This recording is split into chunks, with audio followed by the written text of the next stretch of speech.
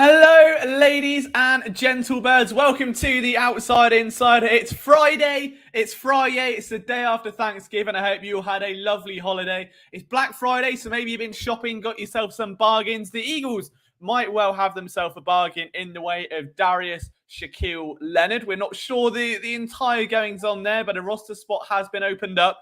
And of course, we know that Jennifer Slade tweeted earlier that Howie do be working or something along those lines. So maybe there is a move on the cards, or maybe she's just toying with fans who are begging the Eagles to get Leonard. I'm on the fence with the whole Darius Leonard thing. Do I think he'll be a good addition? Potentially. Is there meat on the bone? We don't know. It wasn't exactly the greatest year, and if the Colts are letting him go, there has to be a reason why outside of the contract, because it's not like it was going to impact them next year sort of thing. Whether they cut him now or 6 months from now is irrelevant. So that had to be a significant reason, and a lot of that may have just been his play falling off a little bit. So I'm sure we'll get into some Shaq Leonard discussions as the show goes on. But welcome in. You're having a lovely evening. If you could leave a like on the stream, that would be amazing. Don't forget to hit the subscribe button as well. But if you leave a like, it is the best way to get us some love on the stream and to make sure my British voice can annoy more people. I'm also not sure, again, microphone-wise, where we're at the minute. Is the mic better or worse than the other episodes? Is it back to the normal level, or is it still this, ridiculously high level thing? I've tried messing around with it, so I don't know. We might be onto something. I'm not entirely sure.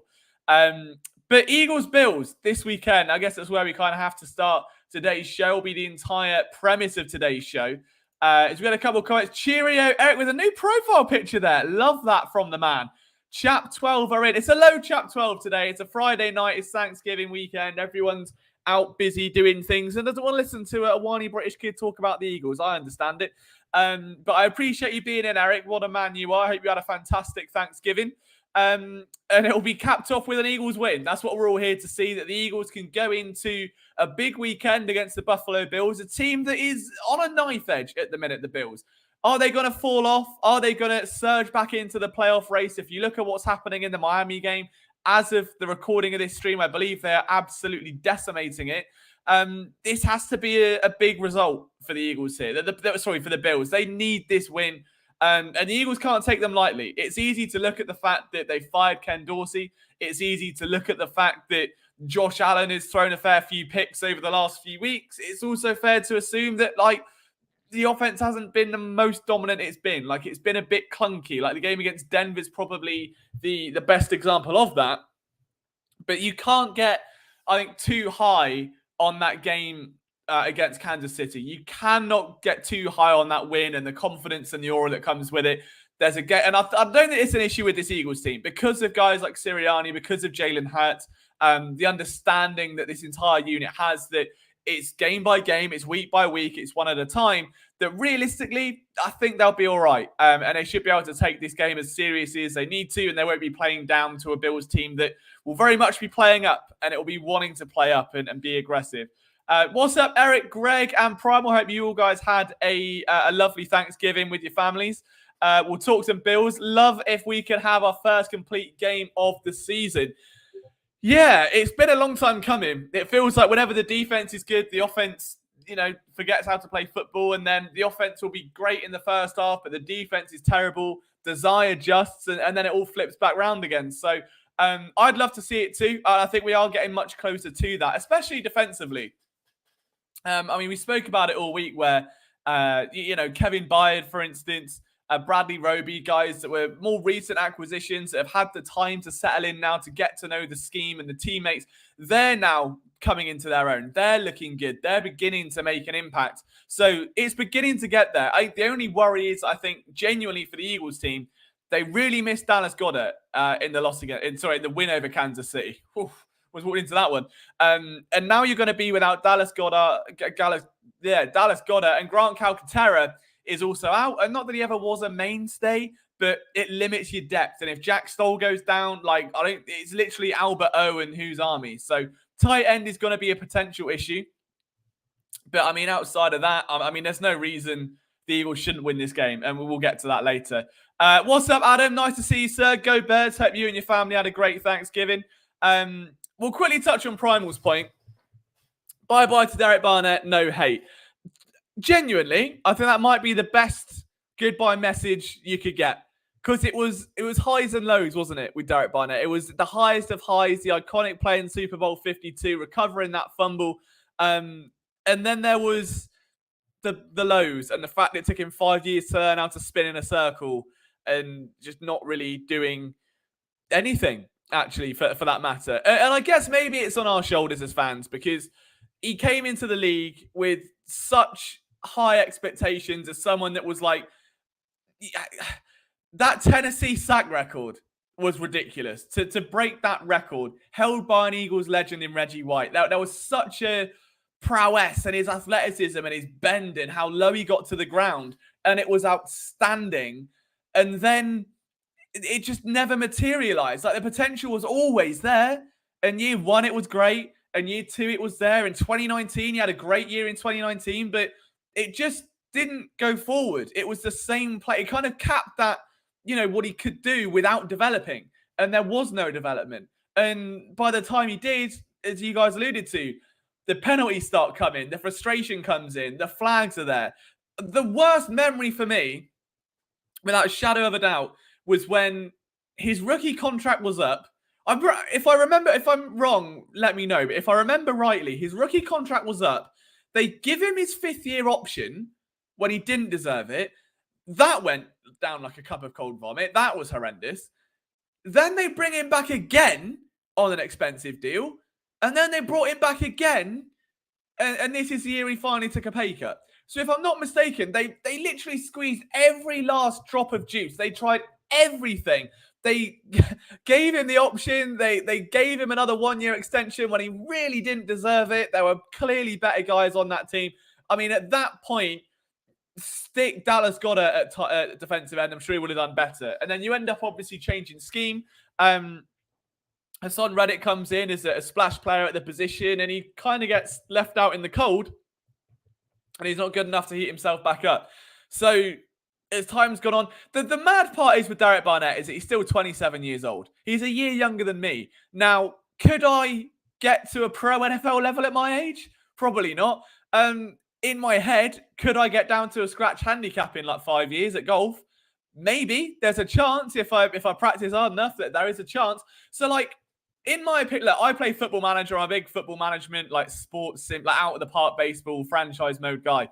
I feel like your peak athlete years is like 27 to 30. For like pro athletes, like you're a wonder kid from like 18 to like 21. 21 to 24 is like young, but he's got potential and he's breaking in. Maybe like 25 to 28 then. It should be like your prime, your best years. And then it gradually just falls off after that. So at 27 years old, we've been in the league for, 7 years now? There's still meat on the bone. I wouldn't be surprised to see him still get something out of his NFL career to show up somewhere and make a splash play. But that's it. It was always just a drop in the ocean, a splash in the sea.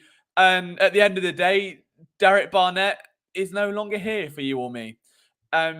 Yeah, it sucks. It's the way of the business. But in my opinion, he should be out 3 years ago. There is no way he should have had the option extended, and he should not have been given a 1-year extension based off merit. He was not good enough.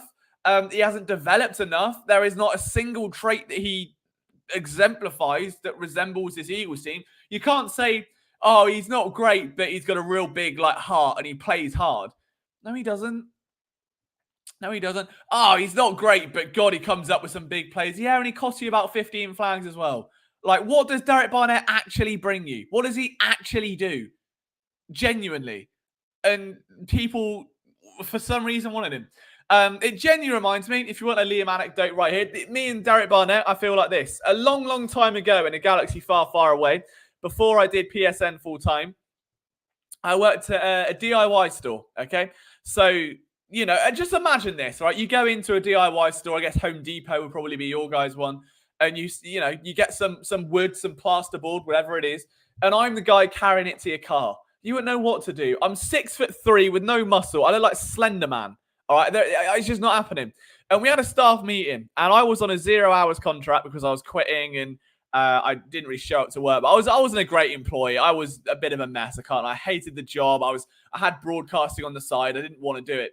So there's this like staff meeting about cutting costs, and they're like, right, we're going to have to cut some hours back. Like we potentially look to cut some costs and expenses. Where should we start? And I pointed at the cleaner and was, oh, well, we can start with, I won't mention her name, but we can start with her for a start. And everyone's like, you can't say that. And I was like, what does she actually do? And they're like, oh, she cleans the store. She cleans it every single day, empties the bins. I went, right. She empties the bins. I went, I clean the store. I do it every day. All she does is wipe the tiles, like the flooring tiles, and empty the bins. And I was like, how many hours is she on job? Full time. I'm like, right then, cut her down to like 16 hours. And I got kicked out of the meeting for that. That's Derek Barnett. He's there because he's been there a while and the front office liked him. That was it. He did nothing. In 3 years, I don't think I could name you a single Derek Barnett play that's memorable. And that's not because of the height of the Super Bowl one. But I could name any other player on that Eagles roster, I think, at this point, and give you one standout play. Whether it's a reception from a receiver. Weirdly enough, Quez Watkins would be the Super Bowl drop, so that's not a great vote of confidence. But like whether it's defensive tackle, defensive end, linebacker, safety, court, like you could give me one play, like one highlight that stands out to you. I don't think I actually could with Derek Barnett in 3 years. So there we go. I'm not saying he's gone. And he was trying to force his way out this offseason. Quite sad, really. They were really trying to like drum up a market, I think, for him. No one bit at all. There was no one that wanted to trade for Derek Barnett. So here we are. So there you go. I suppose that's where we're at with it. I hate the Commanders. They play like they're the greatest team on us against us, but against everyone else, they play like they've never touched the ball before. I don't understand it. I really don't get the Washington Commanders. It's like they are the Boston Scott equivalent of football team. All they know how to do is play the Eagles. If they play another team, that it is incoherent, it's sloppy, there's drops, the quarterback's terrible, the defense is all over the place. As soon as they get against the Eagles, it is like the prime Miami Dolphins. Like the Marino Miami Dolphins. I've never seen anything like it. Getting up for the Bills shouldn't be a problem after the 45-10 Dallas. I'd like to think so. But it's going to be a tough game. I think the Eagles will win. I'm as confident.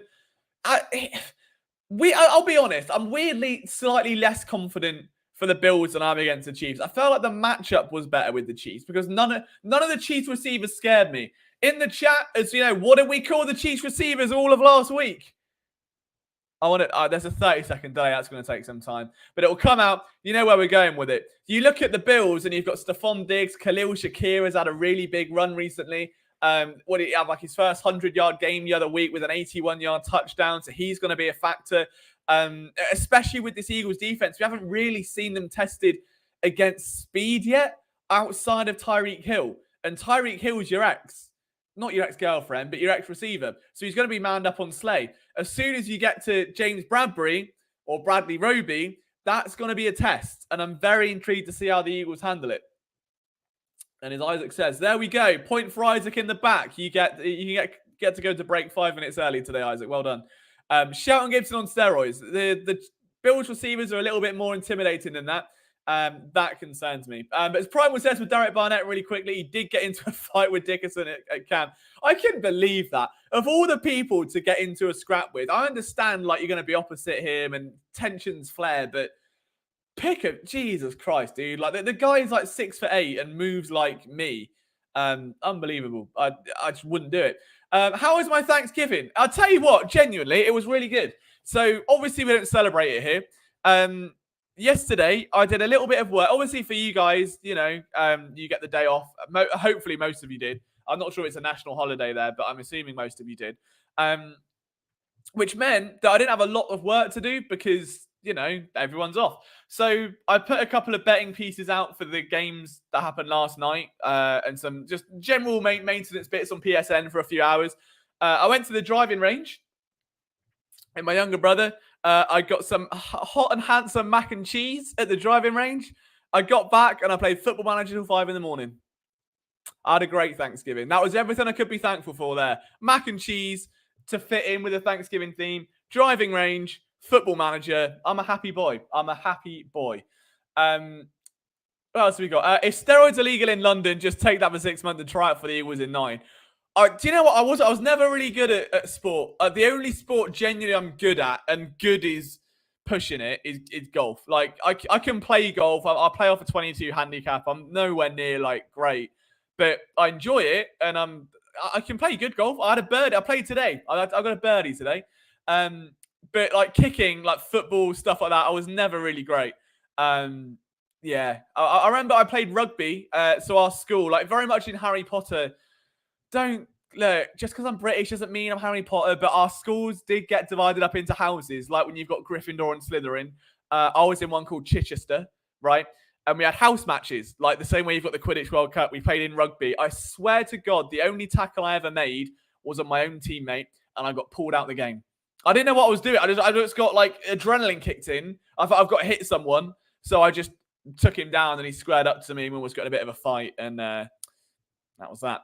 So there you go. His claim to fame was breaking Reggie's record, and that's it. That Derek Barnett will be an answering on like Jeopardy in like 6 years' time or something like that. But yeah, it sucks that he's gone, but at the same time, am I gonna miss him? Like, not really. Like, it's sort of if you're gonna organize like an event or like a birthday party for you and your friends, and there's that one friend in the group that you don't quite get on with, and you can't make it, you're like, oh, that's a bummer, isn't it? That's anyway, and you move on, and that's sort of where we are with Derek Barnett, unfortunately as it is. But fun fact, did you know that now Derek Barnett has parted ways, he's gone from Philadelphia, he is the last member of the 2017 draft class. Gone. There is not a single member of the 2017 draft class on the Philadelphia Eagles in 2023. Now, I don't know if that's good or bad. I guess that's kind of natural. Like, sure, you'd like to have some holdovers. Guys like Fletch, BG, Lane, who have been there since day one. Jalen, obviously, you'd like to think will be long-term. There's been a few others through the years that have stuck around a little bit longer. Ciro Petta, for instance, has been there a few. Mylat is obviously another. But Dallas Goddard. But the 2017 class has gone. We'll get it up because I just want to look and remember. I know we're not doing the Halloween horror stream anymore, but I just do want to remember the chaotic class that was 2017. The fact they have all gone is kind of sad in its own little way. I'm not opening a BGN article on this Bing. I don't care what Bing I'm on. I refuse. Nothing against BGN. Khalil Shakir, mate, I'm telling you, the man chatter's in. He wasn't going to miss this opportunity to chat, was he? He wasn't going to miss it. Big week. The man chatter comes into all the PSN streams. He is a Bills fan, all right? And I know there's a synergy between Bills and Eagles fans, that same level of passion, everyone like jumping through tables. He said, this is a big week. It's Derby Day. It is Derby Day. Where's the draft pick, for crying out loud? Was it? Oh, damn it. Right, okay. I'm going to have to go on the BGN. I want to go on BGN. I'll go on Wikipedia. There must be a Wikipedia page, for God's sake. Departures. Draw. Here we go. Right. We're on Wikipedia. I will not give them traffic. They're competitors. We don't do that. All right. We're all in. All right. So this is... Ooh, that's too much. Here we are. This is your draft for 2017, okay? Derek Barnett. Let's grade them in this box. I haven't got an annotation tool, but let's grade them in this box. Derek Barnett from 2017 to now, C-. Kind of. I'll go C+ because the Super Bowl play brings it up, but the rest of it's been shoddy as anything. So the guy was a first-round pick, and he couldn't knock an aging Brandon Graham off of his perch. And look, I understand BG had a fantastic resurgence. I would not trade BG for the world. I love him to death. I'd invite him to my Thanksgiving party if I had one. But the whole point when you've got like a veteran 32-year-old defensive end and you bring in someone like Derek Barnett, who is fluid, breaks Reggie White's sack record, you assume there's a line of succession, that the conveyor belt will keep moving. Not that you will be his fall guy, his backup, his running mate, and even Josh Sweat knocks you off. It's not on. It's disappointing. I'm going to go C, just a flat C. Sidney Jones, D. And that sucks because I love Sidney Jones. I really was hoping he'd turn into something. I like the premise of the pick. It was a nice risk worth taking. Ultimately, didn't pan out. But it is what it is. Saul, I'm going to put with a C because... No, C+. No, sorry, C minus. He's better than Sidney Jones. He's had a longer career than Sidney Jones. He caught on well with the Packers. Um, I wish things turned out differently. He definitely had more of an impact for Philadelphia than Sidney Jones did. He was the more prototypical corner than Sidney Jones was. Just didn't quite work out. Matt Hollins, we were talking about him just the other day. The guy is seemingly just going to be in the NFL forever. And it's fantastic. He still makes plays now, whether it was Miami or Atlanta. So for the Eagles, C minus, probably less than that, maybe like a D. But if we're talking career level, like C plus, probably he's done all right for himself. To be a 4th round pick and still kicking around the NFL, he's good. Donnell Pumphrey, oh, what a man! That is shambolic, isn't it? I cannot get over that pick. Nothing will top that preseason game where he got absolutely clarted. Do you remember? I can't remember who it was against, but I want to say the Jets. And he just got absolutely annihilated. And every time he touched the ball, it was like he was being thrown around like a rag doll. Shelly Gibson, of course, now Kansas City Chiefs legend, as we all know, was great for the Kansas City Chiefs on Monday, dropping a couple passes there. D minus. Nate Gary. In fairness to Nate Gary, all right? Awful player. But held on, got himself a starting role. Let's not forget, a starting role. Probably a C. And Elijah Qualls, D plus, D minus, E. But I did speak to him after he got drafted. So we were like Bezzy mates for a while. Like me and Elijah Qualls go way back. We don't. But after he got drafted, I was in touch with his agency and we had a short interview. Lovely guy. Like really, really nice guy. So there's that. There's some personal bias for you. But there you go. There is your Eagles draft class that has been and gone.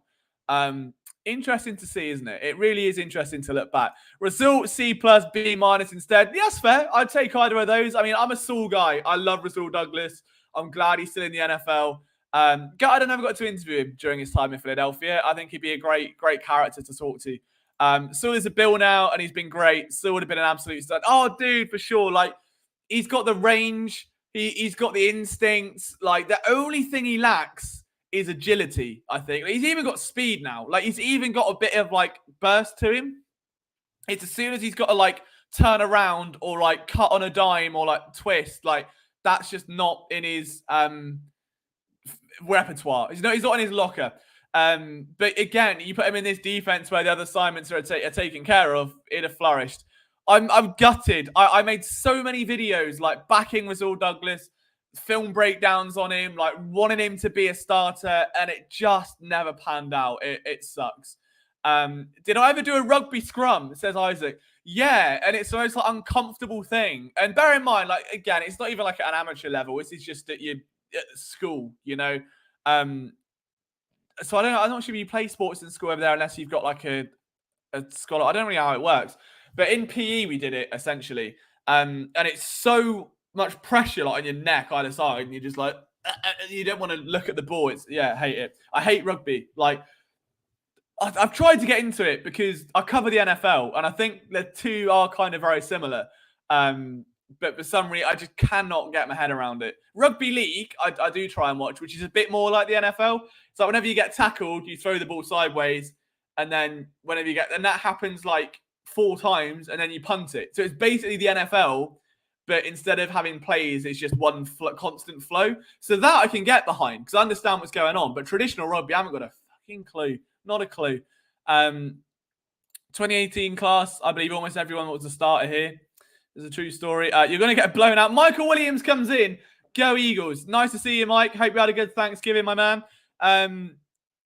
Yeah, go. But I don't know why I was trying to read the chat. Sorry. Every game so far this week. What is the Bills score? Oh, not the Bills score. Sorry, the Diamond Miami score. I am a bit worried because I have got 2 Jets in my fantasy team. Are they doing awful? Oh, they're not. What a performance. Look at that. Garrett Wilson. God. 17 points from the young man. Don't matter if they get blown out. Brees Hall, 11. Thank you very much. We're going to the playoffs. Oh, beautiful scenes. Pumphrey D. In fairness to Nate Gary, awful player.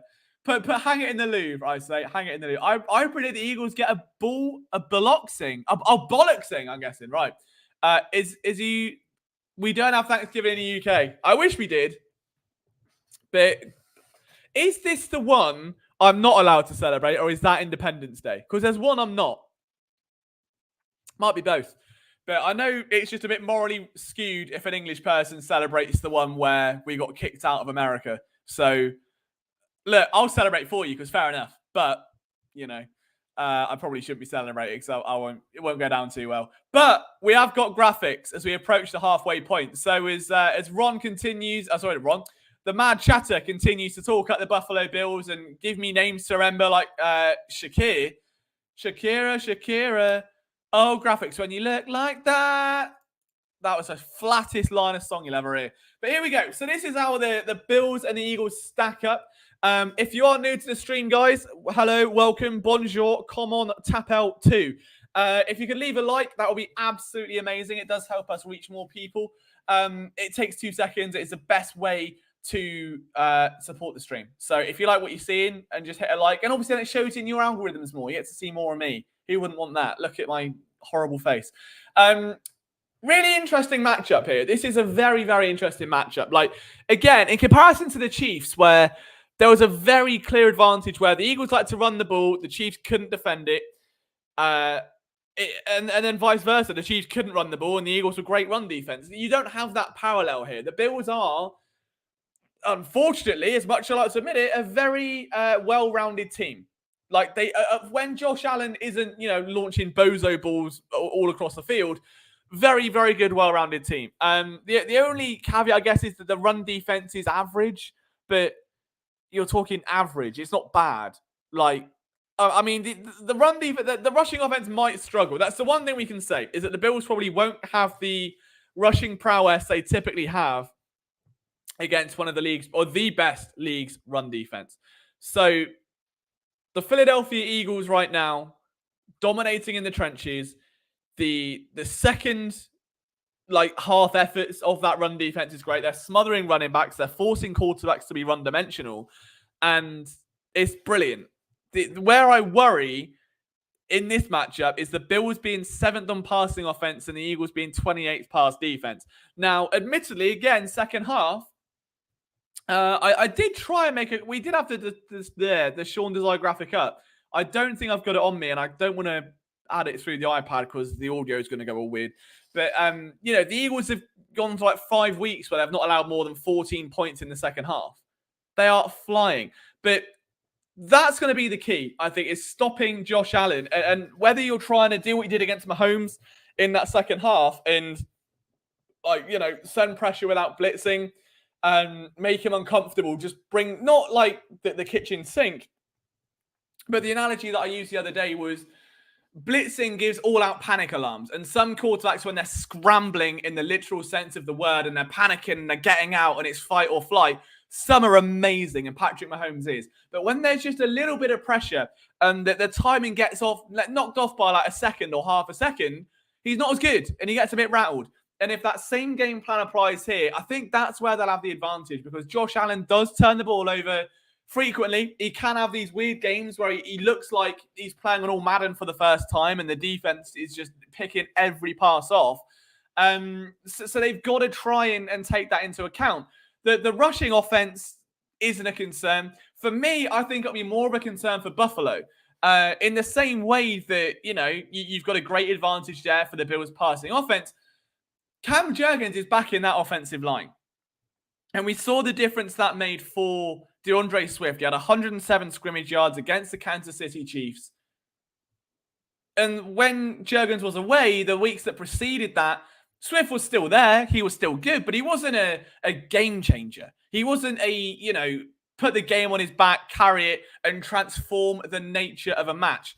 And he very much was against Kansas City, because he wasn't just hurting him on the ground with his 70 rushing yards, but he was a factor in the air. He was a factor in pass protection. That's going to be a factor, and the Bills have got to be aware of that. And I think with Jenkins back, as he continues to push back towards 100%, or if he's not there already, there's going to be an element of growth, I think, with that Eagles run game. And the more that opens up, the more the passing attack will open as well. So I don't think the Eagles are going to particularly struggle defensively. I think they'll be absolutely fine. Offensively. And I think the real question marks will be defensively. Can they do something in the first half? We know that Eagles defense is fantastic at adjusting. And we know that when they're down 10, Jalen Hurts now is won his last 7 games in a row when that team is down 10. But will that be enough to win them this game? Will that be if the Bills put up 21 points in the first half, if they put up 28 points in the first half, which is doable for this Buffalo team, there's an element there of like, you can't necessarily fall on the fact that Sean Desire is going to bail you out second half and call the game of his life. Because realistically, it won't happen every time. It just won't. You're going to need some level of first half, composure and not bleeding passing yards like a sieve. Like, there's more holes in that Eagles defense in the first half than there is at Augusta National. There's got to be this change in mentality. You can't keep doubling down every time that Sean's going to figure it out. Don't worry. Yeah, you do what you want, BJ, over there. You call your 3 QB draws. We'll figure it out. Like, you can't keep doing that because eventually someone's going to bite. So I'd like to think that's going to be what I'm looking for, at least today, for the Eagles to make a change there. Sirianni taunting KC fans walking into the tunnel was comical. I thought it was more ironic that when he got to the presser, he was like, yeah, just another game. Just another game. Like, bullshit. Like, he doesn't want to say it, and I understand that. But, like, look, it's good for a coach to have that fire. Like, I love it. I really do love that he's got that passion, that he goes and sees the home fans after a game, that he makes the little jabs, that he wears the shirt.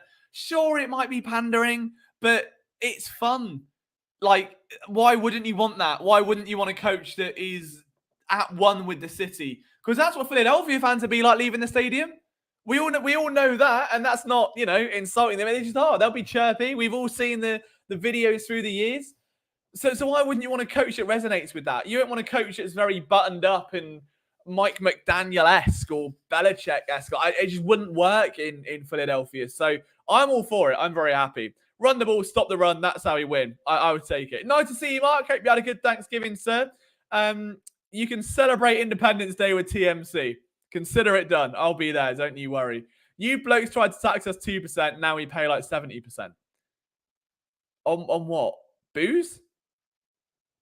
I'm not sure. I'm not too good on the whole. Unfortunately, and I know it's a big meme, we don't really get taught much about England being the baddies in history growing up. Like, when we grow up, we learn about the history of medicine for some reason. Probably because of the NHS, that makes sense. But we learn about the history of medicine, World War I, World War II, Vietnam, like the plague, and like civil wars. But we never learn about England were actually quite horrible and just colonized everything and enslaved people and were horrible pieces of shit, and we should be held accountable for. We get none of that when we grow up. We're learning all of this as our generation in like the past 2 years through like Twitter. Basically, like, had it not been for this job and understanding what Independence Day means, understanding what Thanksgiving is, I would have no clue how bad England was. Just not a great history, is it, really? So I understand why people don't like England. Fair enough. And we do have bad teeth. That is a given. But there we go. You can do this prediction by percentage. 80% Josh Allen plays like he's drunk. 20% plays lights out. Flip the coin at that point, Mad Chatter. You see which way it's going to land. It can go one of two ways, isn't it? It's either 80% drunk, 20% lights out, or 20% lights out, 80% drunk. I don't know. I like Josh Allen, but I've said this for a few years now, and you can go back and search the receipts on Twitter or whatever. Josh Allen is Carson Wentz if Carson Wentz had the ability.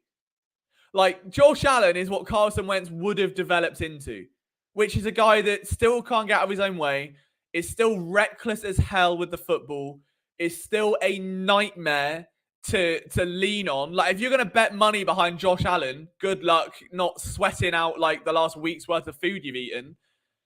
But then he's also got that raw upside where sometimes those risks pay off.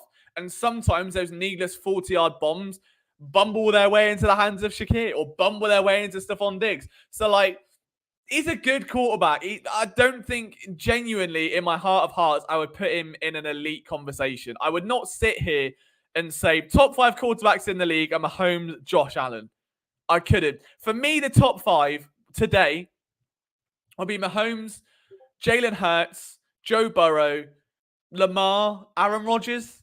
Potentially, that would probably be it. And that's without seeing Aaron Rodgers play. Like, that's an assumption that he's still at the level that he was. If we take Rodgers out, Jared Goff. No, I'm joking. I don't know who I'd put 5, actually. It's a tricky one now because I don't want to put Josh Allen there. And he kind of is. I almost said something I regret then, and you can probably all have seen where that was going. Herbert, maybe. But look, this year is not the best year to be looking at good quarterback play, put it that way. So it's going to be harder. If we're going off this year,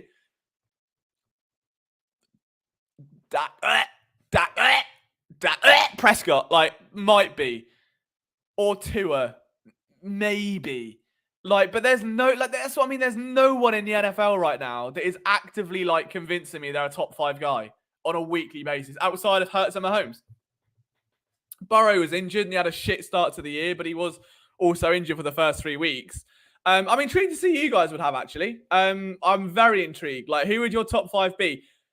For me, again, Mahomes, Hurts, Burrow, Jackson, and the 5th spot could be one of 16 quarterbacks at this point. I really don't know who else I'd go with. There isn't that many other quarterbacks out there that are. It hurts to say Dak Prescott's elite, and Justin Herbert has not been elite. He's been great. I don't think he's been elite. Yeah, I don't know. I'm intrigued there. See what you guys would say. The better the team, the better chance he plays hard, though. That is true. Let me give you a gist. Unless we gave you a whooping, USA. Fair enough that I have to take the L's there for life, unfortunately. Allen's been more bust. He can either be the best or worst QB ever. Oh, 100%. But that's what makes him fun. That's why he stays in the league a long time. I would genuinely be curious, though. If you took him out of Buffalo and you stuck him on Carolina, you stuck him on the Saints, the Bucks, how bad would it be? Would he still be putting up the numbers he is? Would he still have 20+ touchdowns this year? Would he still be a great quarterback? Or would he be Carson Wentz on the Eagles in 2018? 2019, whichever one was the blow up, both near enough. Talking of Joshua Allen, we can get a little comparison here of him and one Jalen Hurts. Also, a really quick question, guys. Genuinely, can you just give me a yes or a no if the mic sounds different to last stream? Because I did tick a different box and I started messing around with it, and I don't know if this sounds horrific still or is back to the level it used to be at. So, yeah. Let me know. Really quickly, Isaac says my top 5 in no order: Mahomes, Hurts, Lamar, Burrow. Trevor Lawrence. See, I hesitated on CJ Stroud because I didn't want to jump the pan. He's probably been one of the best quarterbacks this year. I just think overall, I having said that, I don't know. He has been good. He has been very good. But I think there is always a second year where the league catches up. Oh, the mic's better. I love you, Isaac. I'll give you a kiss on the forehead. We'll come back. We'll come back to this stat. But there is a catch-up year with the NFL. Dak Prescott had it where he blew up. The first year he took over Romo was unbelievable. And then he slowed up and he hit a wall because defenses learn how to contain him. Carson Wentz had it. Eventually, the league catches up. And if you're going to make dumbass decisions all the time and get away with it, they'll scheme it so you won't. And that's what happened with Carson Wentz. Mahomes is the only one that hasn't had it. Allen's had it to a degree, and he burst back out of it. Mahomes just sort of went from being brilliant to great, and then that was his wall. Oh no, he threw a pick and 320 yards. That's a bad day. That was his wall. Jalen Hurts sort of circumvented that. He was okay. But a lot of Trevor Lawrence has had one. Every young quarterback will go through this, the second year is the big one. Because the first year, no one's really expecting it. And you can ball out, do what you need to do. And then the second year, the league catches up. And you learn very quickly, all right, are they around for the long haul or is it a flash in the pan? Is this a Gardner Minshew or is this a Philip Rivers? And I think that's the kind of difference there. Like, so, yeah, I mean, I would agree. I definitely agree with that, Isaac. Like, there was an element of it for sure of like defenses started playing him tougher. They started containing him. There's a reason he's not rushing as much, and everyone's trying to blame it on his leg. Like, the guy's still rushing. He hasn't lost the use of his leg. He's still playing football. He's still able to move around and run. He's just not, because the pocket is like surrounding it. Like, he's having to step up and throw to a point. So, like, yeah, I think there's definitely a difference in the way teams play. So that's why I'm like reluctant on CJ Stroud. Trevor Lawrence concerns me just because, again, he can be very like chaotic at the best. Put it this way, all right? Let me show you. So he's my fantasy quarterback. I'd know better than most, general NFL fans. Take a trip down memory lane, all right? Perfect example. Week 11. All right, 24 of 32 for 262 yards, 2 touchdowns, and 2 rushing touchdowns. Won me the week. Week 10, okay? 17 of 29 for 185 yards, 2 interceptions, and a fumble lost. Lost me the week. So that's why I'd be reluctant to put him in the elite category for the time being. I think... All right, so Greg still puts Allen top 5. Fairs. Mahomes, Burrow, Hurts, Lamar, Allen. He's fringe. He's fringe. He's very much in that conversation. I'd say just put them all into a lotto machine, pick whatever ball out you want, and go from there. But let's get this graphic back up. I'm going to have a quick sip of water because I get a little bit husky over here now.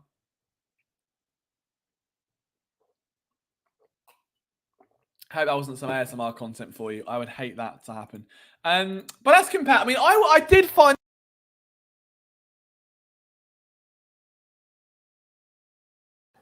Here we go. I think I've just broke the microphone, ladies and gentlemen. I've done it again.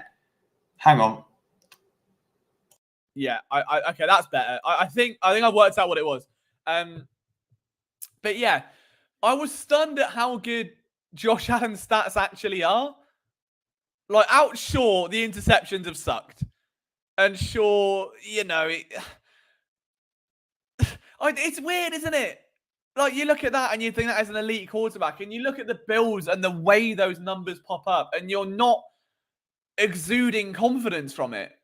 Like, the Bills aren't winning because of Josh Allen, I would say, this year. I think that's fair to say. The mad chatter might tell me I'm wrong, but he's been responsible for a few wins, like last week's for sure. But you look at Jalen Hurts, and it's 12th, 13th, 6th in yards per pass, 8th in completion.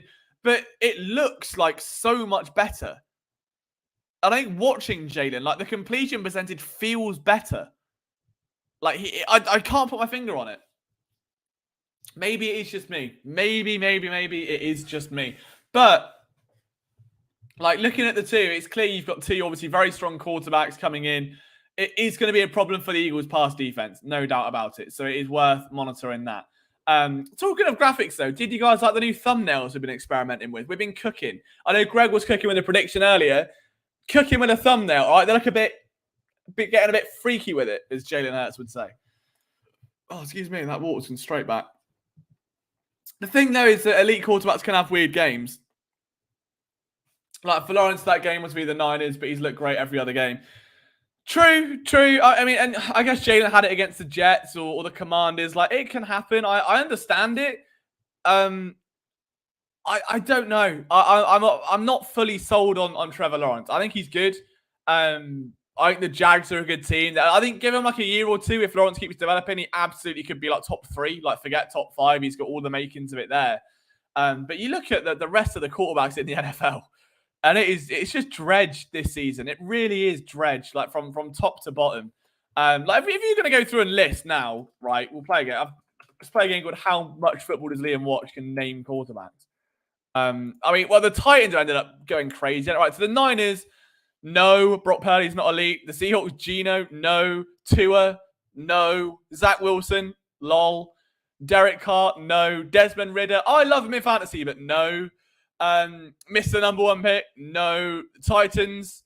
Is it still Tannehill with the Titans, or did they change? I swear they had Will Levis for a bit, didn't they? Or am I spinning? I might be out. I might have already messed it up here. Anyway, we'll move on while you guys own me for that. The Bucks, Mayfield, lol. The Colts, absolutely not. Although he is injured, so there's that with Big Ant, but he could be one day. Mac Jones, lol, no. Daniel Jones, lol, no. Kenny Pickett, lol, no. Burrow, yes. Battle of like fringe quarterbacks there with the Jags and the Texans. I'm not even sharing the screen, but I'm doing it again. Sorry, I'm not even doing it. So anyway, the Rams, no. Cardinals, no.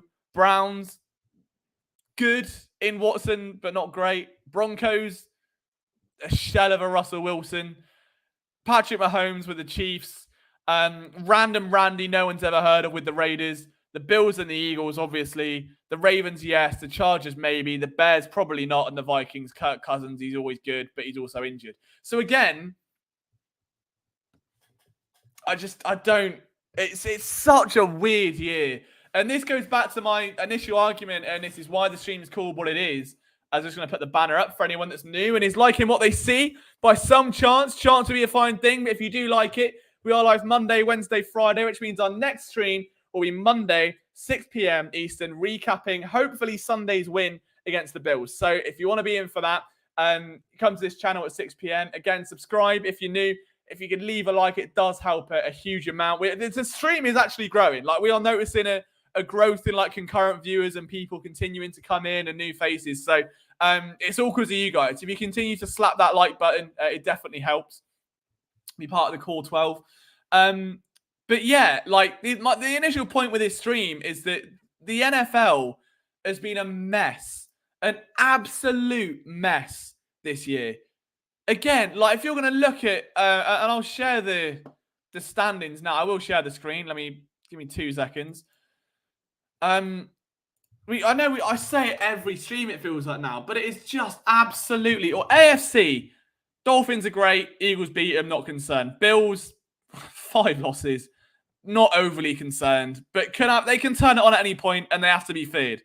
The Jets can somehow make the playoffs, and there's rumors that Aaron Rodgers wants to come back if they can get near it, but if they keep playing like they are, they will get nowhere close.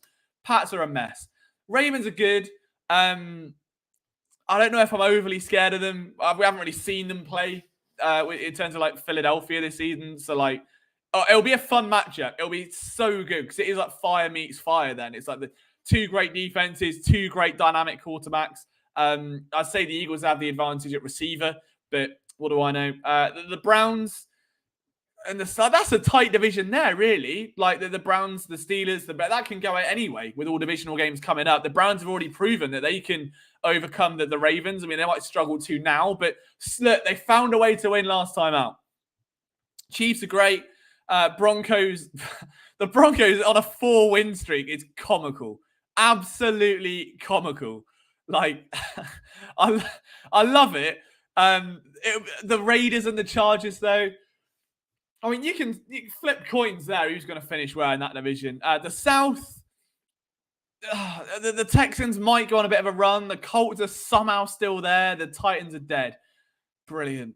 The Eagles are great. The Cowboys are okay. I think the Eagles should have the edge in the division, though. The Commanders are now definitely out of it. And the Giants are just lol. Niners, great. Seahawks, okay. Rams, bad. Cardinals, ha. Lions, wobbled a bit, didn't they? Thanksgiving, they wobbled against the Bears as well. Or was that the Bears? That wasn't the Bears, was it? It was the Packers, yeah. So they almost lost to the Bears a week ago, and they lose to the Packers now. Ooh, wheels are coming off, I think. Wheels are coming off. That's what I reckon. Yeah, Vikings, the rest of that division is on backup quarterbacks, man. The rest of that division. Oh, well, apart from the Packers, sorry. The Packers are fine. They're just shit.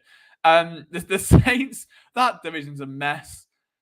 The fact the Falcons can win the South is comical. The fact the Bucks can win the South is comical. I won't mention the Panthers, but again, it's just a horrific year of football. It's been fun, but that's why I think, like, realistically, the Eagles are the best team in football right now. Like, I don't think anyone is going to come close to Philadelphia in terms of just genuine completeness of a roster. Like, the Chiefs have holes that fit very squarely with what the Eagles can exploit. The Bills are the better team than the Chiefs, I would say, top to bottom. They've just fired their offensive coordinator. Josh Allen plays like a maniac. The Ravens just lost to the Browns a few weeks ago. The Lions just almost choked to the Bears and just lost to the Packers. There's not a team in the NFL that gives me the fear. Death and taxes give me the fear, and the fact that my handicap might go up when I play golf. The Chiefs, the Bills, the Ravens, the Chargers. You can name any NFL team, and I'm not scared of any of them because they're all horrendous. And I don't want to say that saying the Eagles are great because they're not. The Eagles got away 5-0. They should not have been 5-0. They played like a 3-2 team, if we're honest, at maximum through the first 5 weeks. They got lucky at some points, but who's going to touch them? Okay? If the Eagles are out, I mean, the Niners, Mark says, fair. Yeah, but then it's Brock Purdy. I mean, I don't fear Brock Purdy. I fear the Niners defense. I fear Christian McCaffrey, but do I with Sean Desai, defensive coordinator? No. The Niners don't do it for me. They haven't beaten the Eagles in a while. The Eagles have seemed to live rent-free ever since what happened in the playoffs. I don't see it. Like, if there is a team that's going to beat them, it probably will be the Niners. And I'm very excited for that game. I mean, this has been a great stretch to watch Eagles football. To watch the Eagles beat the Dolphins, to watch them beat the Cowboys, to watch them beat the Chiefs. Like, if they beat one of the next two, even if they lose both of them, I think the Eagles can hold their heads high knowing the division is still well within reach. They just have to beat Dallas and the Giants twice, the Cardinals, and is it the Saints and the Seahawks? Or is it just the Seahawks? I don't know where I got the Saints from, but it's easy. Like, they don't have to win these games now. So Keith Beecham, nice to see you, Keith. I hope you had a good Thanksgiving, sir. Very physical team. I do agree. Look, I don't mind the Niners. I think they are a good team. Defensively, they're always sound. It's just Brock Purdy, and we've seen it this season. He can get caught out. He we say he could have been injured, whatever. Like, he can get caught out. He's definitely vulnerable and can have the odd stinker. And if there's a team that's ever going to do it and force it out of him, I think it is Philadelphia. But we are approaching the final few minutes of the show, guys. So let's make sure it's get predictions time. Let's get them cooking up. I don't have the pan today because I made a stir fry earlier, so I can't bring it over and start cooking it up. But let's get your predictions in. You know the score. If you get it right, we'll send you a jersey. I've got to send Rick's prize. If he's here, I am sorry, Rick. It has been on my agenda. I promise you. I'm really bad. That is horrific on my part. But we will give it away. Also, another note. No, I can't. We won't air dirty laundry. But someone's been trying to shaft something at me for like 2 years now. I sent him 2 jerseys. Apparently, he's got none of them. And he messaged me the other day saying, like, it's been a year. I've still not got it. And I'm like, I've sent 2. I've sent you 2 jerseys. All right. It's been 2 years. Like, even if some miracle you hadn't, like, if you wanted that much at that point, buy another. But I've sent 2 and all the info. Anyway, moving on. Let's get some predictions in. Eagles versus Bills. I think it's going to be Eagles 35-32. 35-32. It'll be a nail biter. I don't think this is going to be as... I never had a doubt in the Chiefs game. I thought they were going to piss it. It didn't turn out that way, sure, but I wasn't intimidated by the Kansas City Chiefs. I am a bit more nervy of a guy like Shakir. I'm nervy of Stephon Diggs. I'm nervy of a coin flip Josh Allen. He's either going to ruin everything or ruin his own team. There's no in between. But I think when all is said and done, the better team wins. And that is a team that are familiar with their offensive coordinator. They're on the same page. They're coming off a hot win against the defending world champions, despite the sport being only played in America. They're going to go to Philadelphia in front of the home fans, a roaring Lincoln Financial Field, red hot, and they're not going to be challenged at all. I really think the Eagles come away with a win here, 35-32. Greg's been waiting on this. Prediction, catch the damn ball. First half looks like a shutout. We get a long drive touchdown only for the defense to let us down. Second half, we force 3rd and longs. Byard and Blankenship must be ready to catch it. 31-27. I like it. 33-21 from Eric. I love that. A little bird emoji as well. Look at that. It's a big win there for it. 24. There's a lot of one-possession wins, but Eric ain't having it. He is an all-out dominant there. He is 50 shades of graying this weekend. 27-20 Eagles, says Isaac. It's going to be a weird game. I think we run the ball quite a bit, and Allen is going to throw a lot. I think because we can run the clock. Yeah, that's it. If the Eagles can dictate tempo and they can win the time of possession, I don't think it's going to be much in it. Also, Kelly Green. That's bound to be a factor no matter where you look. So I think it'll be an Eagles win. Guys, there's 15 of you watching. Get your predictions in if you've not already. All right. I want to hear you in there. That's terrifying. Imagine someone's had this on falling asleep and they wake up and that's what they saw. Got to stop doing that. JJF95, 31-21. I like it. I like that. That's another convincing win. And what he's done there, smartly, Pip Ericlet by 2 points. He's on 33. Oh, 7-14-28 field goal. Keep it simple, stupid. Kiss. Keep it simple, stupid. 31-21 is where he's gone there. I love that. Watching me 14-10. Wouldn't surprise me. I mean, dude, the Chiefs-Eagles game was like so high. I haven't made a parlay yet for the Eagles. I showed it on Monday, didn't I? I haven't made my same game parlay yet. But I tell you what, the Thanksgiving ones, I'm pretty sure one of them cashed. So if you did bet that from my article, you're welcome. If you want to tip me a Lamborghini, you can do. Feel free. I'm not going to say no. But that is as near enough just about it, guys. If you've got any late-minute questions, feel free to chop them in. I'm really going a bit sharpish. I've got to be up in, what are we now, midnight, 6 hours for a round of golf tomorrow. So, look, it's December. You take what you can get when it comes to a round of golf now, didn't you? So, I will be running off straight to bed to try and... Look, I'll be going to bed at 5 a.m. I can't be doing an all-nighter and playing golf. It ain't going to end well. 28-21 birds. Love that from you, Keith. I don't think I've seen... No one's predicted an Eagles loss yet. I love that. That is what we love to see. That is sheer optimism, confidence, just bursting at the seams here from the outside. We need a group name like the flock. But we're a flock. We're going to be a flock of birds, isn't it? A waka flocker. True story. Flock of birds. But yeah, I hope you all had a lovely Thanksgiving and enjoyed what has been another national holiday for you guys. And we'll see you all on Monday. I almost said Sunday. We'll see you on Monday for the recap show. Again, if you have just tuned in or it's your first time watching, you've enjoyed it, if you hit subscribe, you get a notification when we go live. So for this show, Monday, Wednesday, Friday, 6 p.m. Eastern, unless I forget the time, which has happened, but it's normally 6 p.m. Eastern. We've got a morning show with Phil Stifle that goes Monday to Friday at 8 in the morning or 8:15, so you can get your fix there of all Philadelphia sports. We've got loads of stuff coming up for you at Philly Sports Network, so make sure you stay tuned.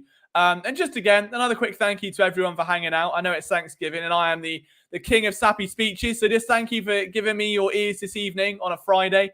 It's nice to see so many of you coming out for this. Hopefully, the Eagles can lead us off into the sunset and go 10-1, which would be is that the first time in franchise history they'll be 10-1? I think it is. I might be wrong, but I'm pretty sure it would be. So we can all hope for it. Look, the gauntlet schmauntlet is what I say. I think the Eagles are going to beat the Bills. I don't think there's going to be too much. It'll be tight, but it won't be like, oh my God, they're going to throw the game. I think the Eagles will be in control. The Bills will keep trying to push back. It will be a tussle. But again, Jalen Hurts is 7-0 in his last 7, went down by 10 or more. So even if the Bills go up by 10, it ain't over till it's over. All right? Nick Faria, bless him, Eagles writer for PSN, one of my boys, tweeted with 9 minutes to go in the fourth quarter, and that's game. Are you sure about that, John Cena meme? So never count out the Eagles. Never count out Jalen Hurts. I think this is going to be a nail-biter, but it's going to be a fun one. 2 of the premier teams in the NFL going at it. I cannot wait. Guys, again, thank you so much for hanging out with me this evening. Your support does mean the world to me. I'm so glad that we can have our little corner of the internet and talk birds. And yeah, just have some fun while doing it. So thank you for all of your time and your comments this evening. Happy Thanksgiving, Boxing Day, or Black Friday. That's it. Happy Black Friday. We've got some bargains today. I'll see you on Monday. Go Birds. Have a great weekend. Take care.